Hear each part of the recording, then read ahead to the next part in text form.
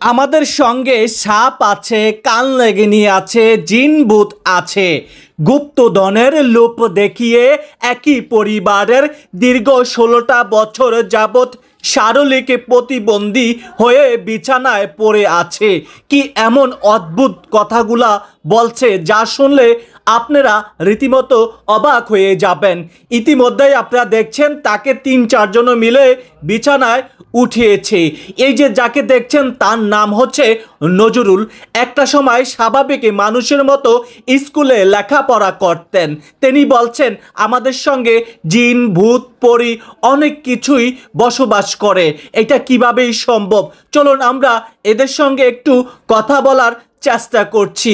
আসল ঘটনাটি কি। সাথে নাগনাগিনী আছে, কাল নাগিনী আছে, এমন মা মনসা আছে, শিব আছে, তারপরে জিন জক্কা আছে, ল্যাংরা দেওয়া আছে, নদীর গঙ্গা মা আছে জড়িত।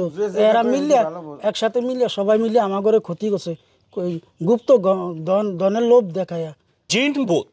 জিন ভূতের কারণে এমন একটা ঘটনা দেখেন। একই পরিবারের তিনজন ভাই বোনের আজকে দীর্ঘ 12টি বছর বিছানায় পড়ে আছে।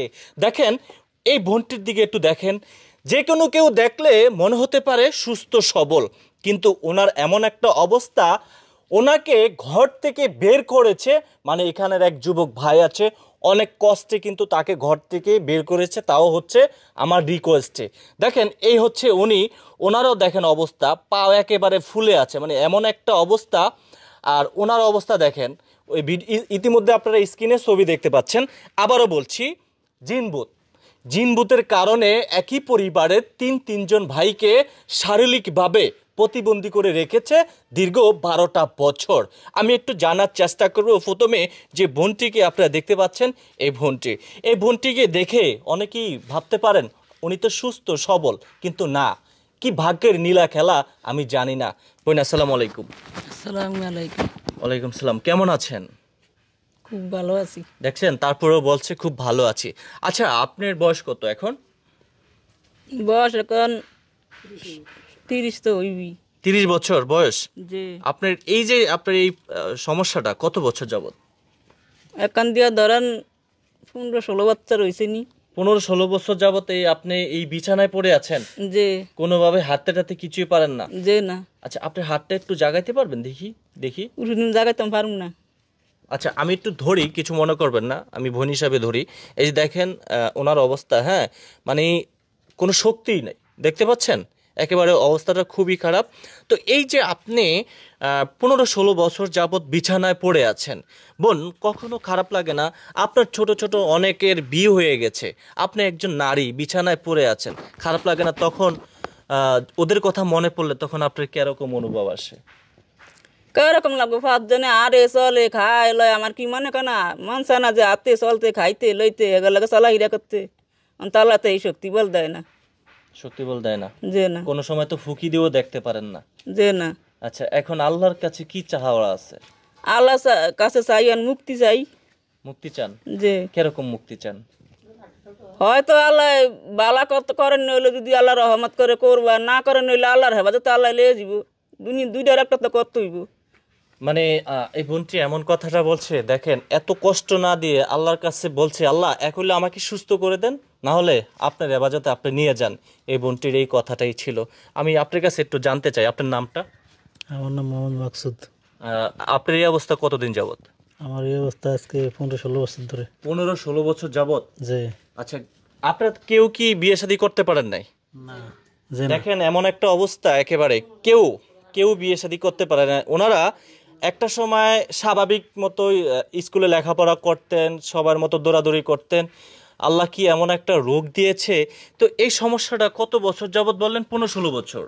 15-16 বছর হয়েছে এই সমস্যাটা। আমার পরে হয়েছে ওরা।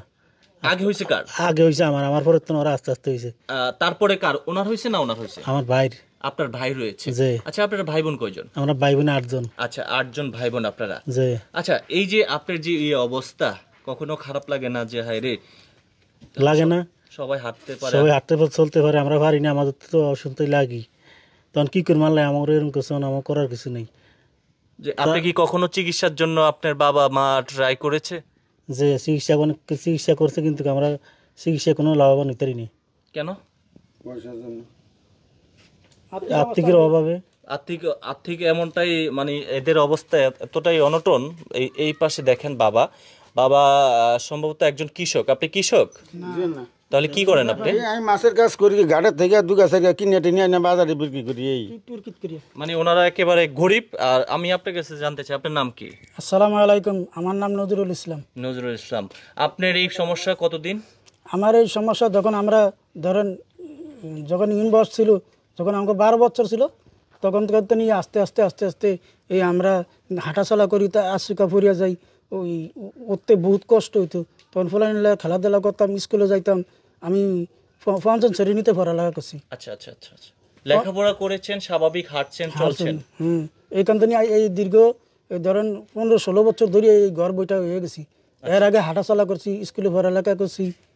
আচ্ছা, আমরা আপনার বাবা মার কাছ থেকে, আপনার কাছ থেকে আমরা যেটা জানতে পেরেছি, জিন ভূত বা পরি বা কি এমন নাগ নাগানি আপনি বলেছিলেন এমনটা, আমরা একটু জানবো যে আসলে এই সমস্যাটা মানে কেন হয়েছে, বা আপনি কত বছর আগের থেকে বুঝতে পেরেছেন নাগ নাগানি জিন ভূত?